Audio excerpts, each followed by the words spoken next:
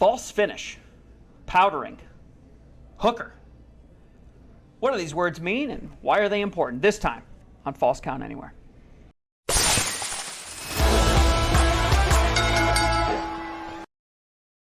All right, folks, welcome back. We're on a new episode of Falls Count Anywhere this week, and we're kind of revisiting an old topic. One of our first episodes, we went over common wrestling lingo, and we decided to dust off that old chestnut and bring you part 2, wrestling lingo. The revenge. Part 2. So last time you quizzed me on some wrestling lingo. This time I'm going to quiz you, see how many of these terms you know. I mean, you've been in the wrestling business. Yeah, for a tick. And a lucrative one it was. So let's see how many of these you actually used. Yeah, okay. All right. Hit me. All right, so let's start off with an old classic. What's a Broadway? It's a big show. A big show? Yeah, like on Broadway. Are those shows big? I don't know about that. As it relates to wrestling, what's a Broadway? I don't know. What's a Broadway? Okay, good. So a Broadway is a match that goes to a time limit draw. Why do they call it a Broadway? I don't know. I didn't look up history. I just looked up words, man. We need the background on this one. So it goes to a timeless. So you don't see those very much. Yeah. So like back in the day, and even in AEW, they'd done 60-minute Broadways. They call them. Okay. Yeah. That kind of makes sense because they would do a crap ton of shows in New York City all the time. Yeah. So that makes a lot of sense. Yeah, they were at MSG all the time. All right. So what's next one? These are all words and phrases, obviously. So what's it mean to blow off? I don't know. What's blow off? Final match in a feud, a blow off. Oh yeah, okay, that makes sense. Yeah, final match in a feud. You typically the third. Typically they do third. If they do it right. Yes. Win, and then they go to the rubber match for the third. All right. What's a burial? Oh man, I do know what that is, but I'm gonna have a hard time describing it. A burial, or to bury a wrestler. Yeah, it's to not kill him, but to make him look bad. Yep. Like to the opposite would be to put a shine on. So to make him look bad or to make him not go over, I guess. Right. So it's the worked lowering of a wrestler's status in the eyes of the fans. Yeah. So it's intentional though. It's not go away heat from the crowd. Usually when a wrestler gets squashed, a lot of fans will say that wrestler got buried. It might not necessarily be the case, but that can often lead to a wrestler getting buried.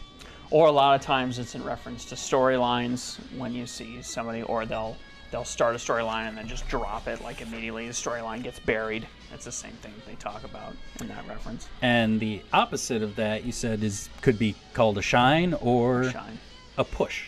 Or push, yeah. You can give them a little. When you're pushing a wrestler, you raise their status in the fans' eyes. Typically, yeah, and typically it's part of a series, right? So he'll win a couple minor matches, he'll win some bigger ones, and then typically there's a title run. And then the beauty about a push is they don't have to win the title to get a push, right? It just basically means exposure.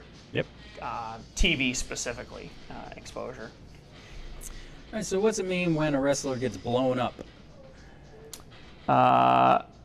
The way that I know that term, and I'll be surprised if this aligns with what you have, is getting gassed, working way too typically you see it in young wrestlers that are oversized. They get really excited in the ring and they go through maybe the first spot or two, and maybe their opening spot, or they run the universal once at the very beginning of a match, and they're totally gassed. Their form goes to crap. They've stopped acting. They're breathing way too hard. And they just getting exhausted in a match. Way too tired, yeah. Typically you see that. Or you'll see it with the older guys when they get later into a match and the fatigue starts to set in. They get... Wow, that was the same. I thought maybe it was a story related to a storyline or something. Gassed. I even have it in parentheses here. Gassed. Exactly. Yeah. All right, so I'm kind of going in alphabetical order here, so we'll see. We'll just keep going in that route. What's a call?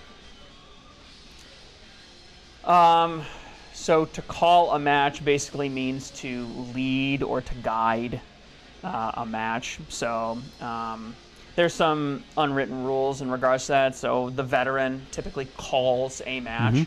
So you'll have a series of spots, typically, that you'll set behind the scenes, turning points in the match. But there's a lot of space to fill in between those turning points, minutes sometimes in between them, and it's up to one of the two wrestlers in the ring to call whatever's going to happen, and it could be anything from, kick me in the stomach to reverse this to going up for a power bomb, whatever it happens to be. Just dictating the match. If you know what you're looking for, like you or I typically do, you might hear us comment like it's very obvious to see who's calling the match or something like that. The last John Cena match was very obvious when he was making the call. And it was John who was calling it because he's the veteran. Typically it's the veteran. If the two people are basically equals from a seniority standpoint, it's the heel that always calls it. Because usually it's the heel that has to guide the story, right? He takes control from the beginning, then he calls the reversal, which is usually a big spot, and then the face takes over. And it's very quickly, it's a very small amount of time that the face typically takes control at the end of a match. Yeah. For most matches. So that's the main definition. A wrestler instructing the other wrestler in the match. It could also refer to the commentators detailing the matches. They're making the call. Calling a match. Yep. But what's it mean to call it in the ring? Slightly different definition. To call it in the ring. So that's in reference to, it's like a game time decision. It's like you might be talking with another performer and you might say, well, how are we going to do the reversal, right? Or after we get up from the double down, what are we going to do? Or how are we going to go into the double down? I don't know. Call it in the ring. You would never, a new guy would never feel comfortable doing that. If you're a veteran, if you're an Al Snow kind of guy that's very comfortable there and you can read the crowd, see what they like, see what they don't like, man, it's a really powerful tool for you to be able to just call it in time. This is how wrestlers, like pre-2000, would wrestle all of their matches. All the time, except for Macho Man. It comes down to making up moves and storytelling in a match on the fly, rather than rehearse them in advance. And again, the advantage is you can give real-time feedback to the fans. If you do something and the fans hate it, you're not locked into that same bad thing. The best example of that is Hulk Hogan versus The Rock. They went into that match with Hogan being the bad guy, Rock being the good guy, and they heard how the crowd reacted, and they both did a double turn. They immediately knew what to do. Yep. Two veterans know the business, know what they're doing. Yeah, it was a real sign of maturity. That was that WrestleMania 18? 18, yeah, I think so. Yeah, that was an amazing match. Yep. Check it out if you haven't. Definitely. All right, let's see if you get this one. Chain wrestling. Oh, that's easy. Chain wrestling, yeah. So that's the kind of wrestling you and I like to watch. Typically, smaller guys or medium-sized guys will do it, and it more closely represents the type of Greco-Roman, lucha for Mexican-style wrestling that you would see, where there's a lot of holds, submissions, there's a lot of reversals, a lot of rolling. It boils down to a quick sequence. It goes from move, just like links in a chain. It's a continuous chain of movements designed, and actually traditionally grappling moves. Looks almost like acrobatics. You'd see it a lot. Cruiserweight division, X division. Dean for Malenko. TNA. Malenko, tactician for sure, but you see it a lot. The smaller Japanese guys will do it. Yep. Probably the best chain wrestler today is probably Brian Danielson. Yeah, it's a toss-up between him and Zack Sabre Jr. He's very good. Zack Sabre's excellent, yeah. Yeah, it even says on here, more common in Japan, the UK, and Mexico. Their match, we should recommend if you want to see a clinic in chain wrestling. What was the last pay-per-view? Not Forbidden Door. I was going to say Forbidden Door, but it wasn't. It wasn't. Crap. It was one of the new ones. Jeez. Yeah. The last Brian Danielson match versus Zack Sabre Jr. They took on each other. It was an exceptional chain wrestling match. Wow. It was outstandingly good. Don't get old, folks. Jeez. Yeah, sorry. All right. You mentioned already. What's a double down? Double down. That's one of your favorite moves. Yeah. Oh, shoot me. Yeah, it's a very boring move. So it's a line of delineation in the match. Typically, it comes mid to late in the match, and it's usually when a really significant or big move is hit, but not perfectly. So whoever sort of gets the better of it also gets injured in some way. You see this with a lot of high risk off the top ropes. You see it with a lot of like tables and that kind of stuff. A lot of outside the ring moves. Both guys are gassed, they're tired, they need a break. So they're both lying on the ground, injured or hurt as a result of it. Double down. Both guys are on the mat. Yeah. In multi-man matches, they can have triple downs. They've had quadruple downs. Yeah, you see these crazy like Tower of Death moves off the corner turnbuckle where like all 5 guys end up going down. What's a draw? It's a draw. It's a a draw is a draw. So I could say 2 things here, but I'm gonna go with what I think is the more wrestling-esque, which is someone who puts butts in seats, someone who makes money, someone who Hulk Hogan, the quintessential draw, is probably the best draw. Yep. Although they will often make reference to draws for matches as well, right? So they might say like, oh, this person would be a great draw. The greatest draw that never happened, Sting versus Undertaker, right? The greatest draw that never occurred. And again, we mentioned it already. Bill mentioned it again. Hogan versus Rock was not the main event, but that was definitely the match of the show. Yeah, that was the biggest draw. So yeah, it's a wrestler program that attracts the attention of the audience, someone fans are willing to pay money for. Oftentimes what you see WWE has been trying to do, really since the 80s, has been trying to get draws without using wrestlers. Right. So they'll bring celebrities The name is in, the draw. They'll have hosts. Right now they're kind of walking the edge a little bit with Logan Paul, who obviously can wrestle, but Bad Bunny, the guy that can wrestle, is a draw. This is a conversation for another time, but that's kind of why they don't really build new stars, because they expect the name WWE to be the draw. Yeah, not to take a shot at Dan here, but this is a constant argument we have with him. If you've built a brand for 40 years, you have kids that are pop superstars, that are YouTube superstars, that want to be a part of wrestling, and you get the draw of their 10 million Facebook followers or 10 million YouTube subscribers, again, and they're excited to be there. You can't do that with AEW right now. Right. AEW And everyone wants to go to WWE. That's the top of the mountain because that name is a draw. And again, that's how you draw people to seats that aren't necessarily wrestling fans. They're Logan Paul fans. You see it with sometimes they have music artists, right? Or they used to do a lot more, but they used to have live bands play the entrance music. Same thing, right? Yep. Big draw. All right. I know we've definitely talked about these on our main show. I think even this week we talked about it. What's a dirt sheet?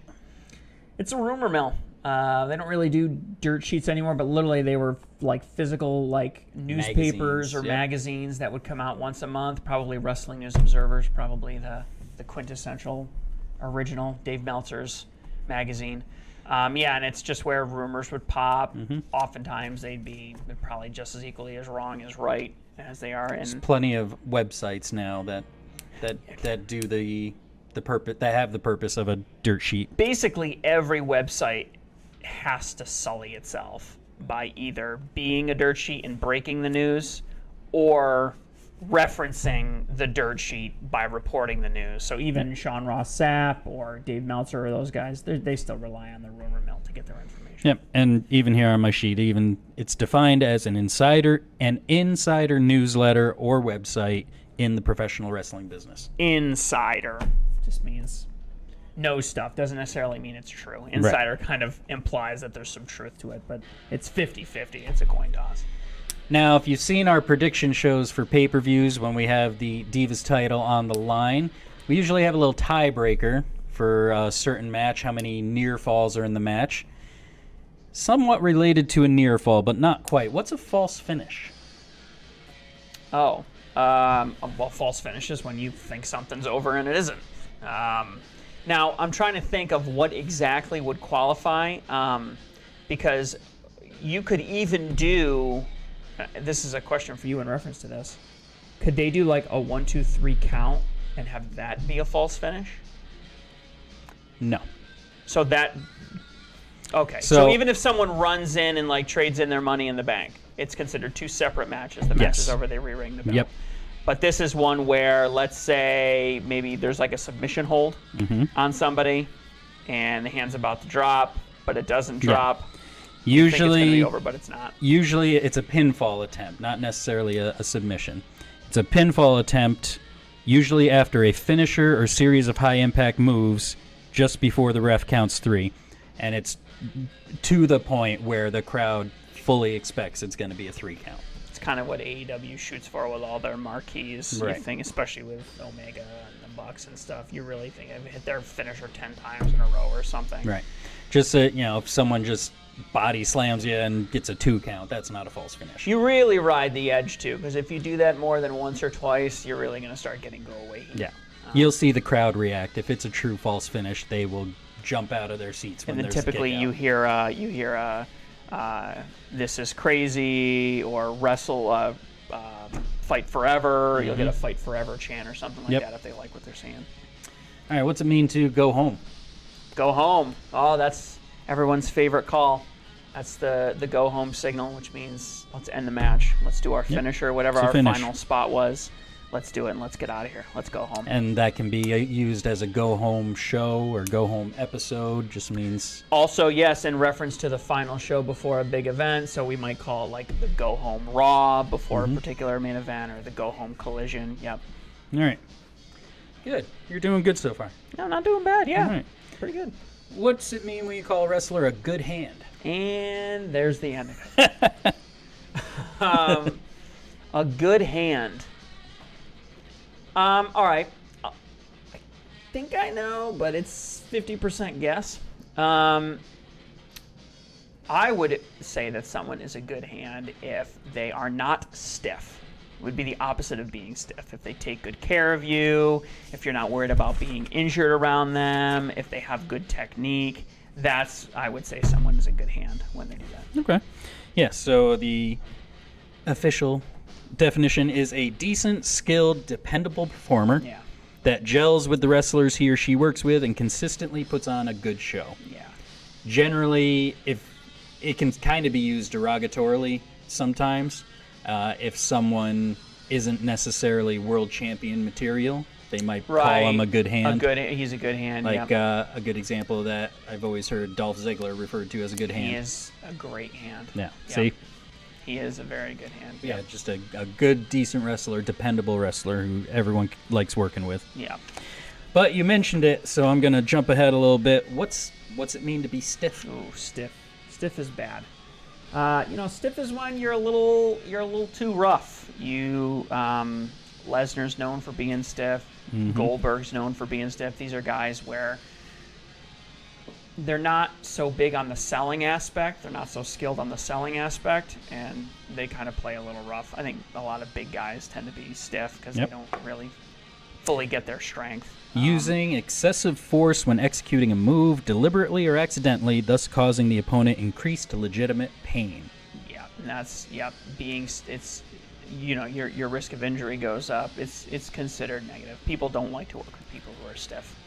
Now, I have another word compared to that. How does that differ from being snug? Again, this is 50%. This is 50% guess. But I would say snug just means like you run a. It's like a tight match. It's like there's not a lot of downtime. There's not a lot of guessing. There's not a lot of botched spots. It's just like a good, solid, tight performance. There's not a lot of waste. It's snug. It's tight. It's warm. How was I? Close. What was it? This applies more to holds. Oh, okay.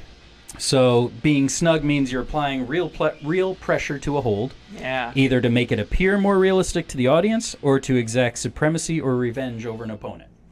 Sometimes known as a receipt. Yep. So generally, I've heard Stone Cold Steve Austin talk about this on his show. Being snug is generally a good thing, whereas being stiff, not so much.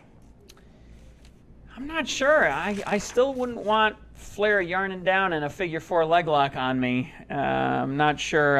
Might make it a little bit easier to sell, but I still don't think I'd be down. Maybe that's why his knee is so fucked up. Yeah. All right, so go dust off a little classic gem here. What's hardcore wrestling? Oh, that's a particular style or brand of wrestling. Yeah, it's a style, I'll call it. It focuses a lot less on the technique. It focuses more on the spectacle, the violent spectacle of it. You see a lot of Guys will cut or get color or juice, whatever you want to say. Using weapons. They'll use weapons. Technically, they'll be the spectacle of weaponry. We saw the ridiculous spectacle of, was it Moxley and Omega bringing out the barbed wire, tables and the bats. And I would argue that they don't really use the word hardcore anymore. I would argue hardcore wrestling has kind of given way more to deathmatch wrestling.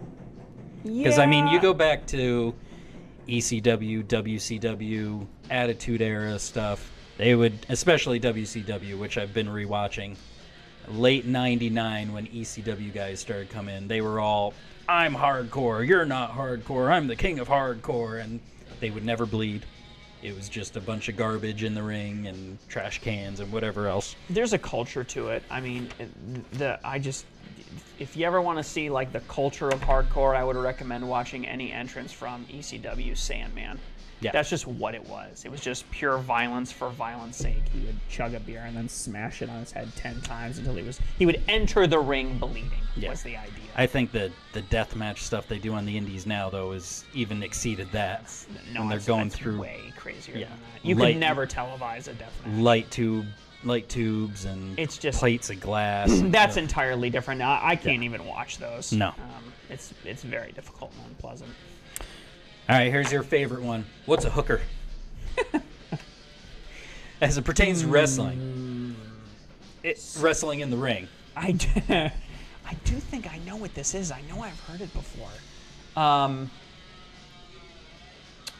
Is it a booker? No. No? It's a type of wrestler. You gotta tell me. So, a hooker is a wrestler with strong, legitimate mat wrestling abilities and an array of match-ending, or in extreme cases, career-ending, holds known as hooks. Okay. It's similar to a shooter, okay, but much more like, gives the example here of Luthez. He was a traditional hooker, or Briscoe, Jerry Briscoe, also known to be, he'll just walking up to you in a restaurant, he'll grab a hold on you and take you down because he is legitimate fighter and wrestler in the ring. So a hooker is just someone with legitimate skills. Would we say like a Ken Shamrock? Ken Shamrock, Because he would be considered hooker, shooter. So any of these MMA crossover guys technically would count as hookers? Yeah. Interesting. Yep. And yeah, so it even goes on, primarily a holdover from the days where professional wrestling had to maintain kayfabe. Right. So it's from that bygone age where they had to be legitimate. It sounds like the kind of thing like a commentator would say, "Oh, you watch out for him. He's a real hooker. Yeah. You know, he can sneak in and get you." Somewhat related to that too, a type of wrestler. What's a journeyman? That's a vet. That's a guy that knows what he's doing. He's been in it forever. He's been in and out. Knows the ins and outs. Knows the business. He knows what he's doing. I mean, it's like a journeyman carpenter or a journeyman plumber, like any other skill. Not just that, but specifically, he's traveled everywhere. Oh yeah, and he's been all over the Indies, Japan, Yep. wherever. That's I was trying to think of some classic journeyman wrestlers. A lot more of the. I mean, you saw it back in the regionals. In the territory days. Yeah. A lot more of the guys you would consider jobbers who never really did much as far as championships or whatever, but they were everywhere. Like the Barry Darsos and Barry Horowitz, those type of guys. They would just go to everywhere. A lot of guys, you see it in some of the older guys. I don't think the younger guys do it now because they fly everywhere and the regional. Maybe Roderick Strong. Maybe he could be considered a journeyman. He's been everywhere. Maybe, yeah. Now I would say As a journeyman current day. probably applies more to guys that like have been at every promotion. Right. Yeah. All right. What's it mean to be over? It's just the people like you. You're getting over with the crowd. You're doing what they like. They support you. They like what you're doing. Not even like you, just getting the desired reaction from the crowd. Right. Yeah. Or if they hate you, they spit on you and throw shit at you. Yep. Yeah. I mean, getting the response you desire. Yeah, that's the best way of putting it. Yeah, No. who is not over at all. Not Austin Theory. Thank you for that great example. Reactions, that's all that matters. Not the ones they want. Yeah, people Getting reactions. Not the ones they want. sleeping is not a reaction. Austin Get out of here, Dan. You're not part of this episode. Interference. I'm calling interference. And that you just saw the run-in from our GM, Dan Shevlin. The hooker amongst hookers. And now, for our next term, Dan had to take a powder. What's that mean? Powder. A powder. That's it's an exit, but it's like a quick. It's like Yep. almost like Shazam. Like The act of forcefully exiting the ring. yeah.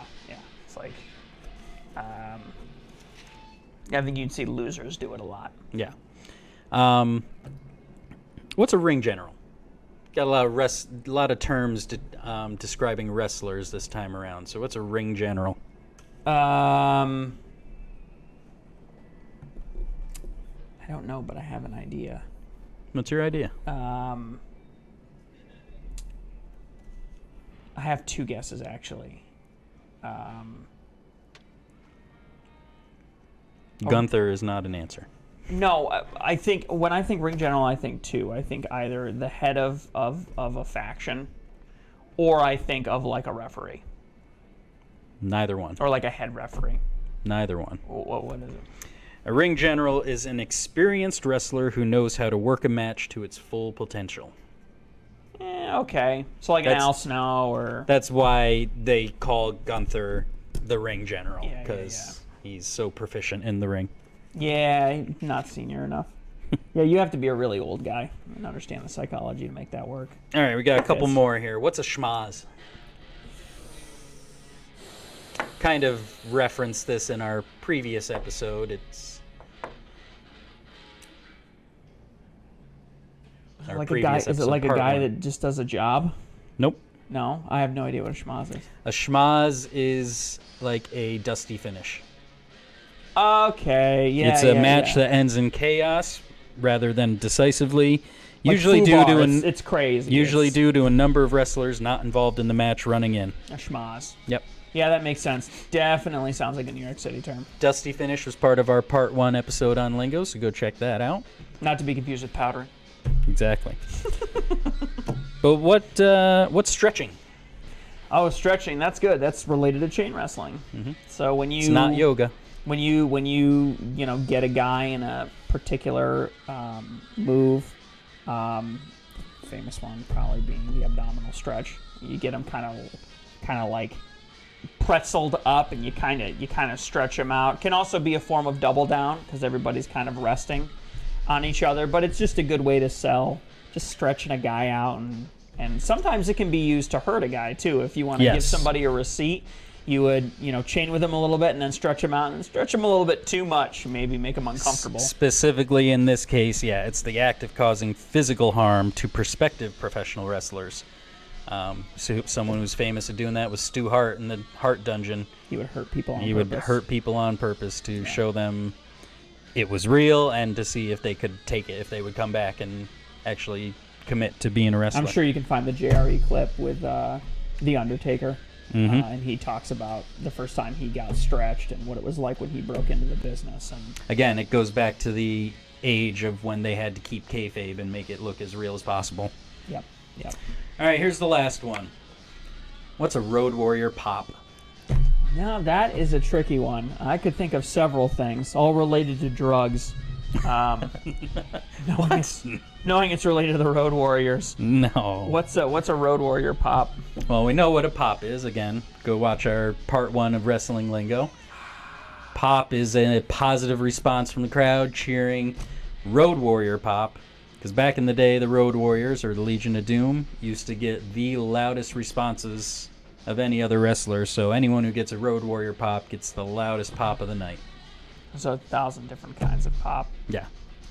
Just like it's Midwest. A loud soda. roar of approval that a wrestler receives from fans when making their entrance to the ring. Ric specifically. Flair received a Road Warrior pop. Close. Yeah. Not quite big enough. Probably when The Rock came back on SmackDown, that would be considered a Road Warrior pop. Yeah, that one had some hang time in it too. So that's it. That's our part 2 on Wrestling Lingo. I was like 30 out of 35 ish, Yeah, not 28 bad. out of You did 35. pretty good. That's pretty good. See, Not bad. you'll earn that professor title any day now. That's right. I'm coming for you. I'm coming. I got a PhD in DUMB. I'm coming for you. You can have the Divas title now if you want. I'd much rather win it off of you. There's more honor in that. Okay, you do that then. Just tank all of your picks at the next That's what I'll pay-per-view. do. Just pick the same as you, and then I know I'm fine. Tie goes to the champion, as we all know. All right, so let us know what's your favorite wrestling lingo word phrase that we went over. What are some we didn't cover? Maybe you know more than we do. Put those down in the comments. Let us know.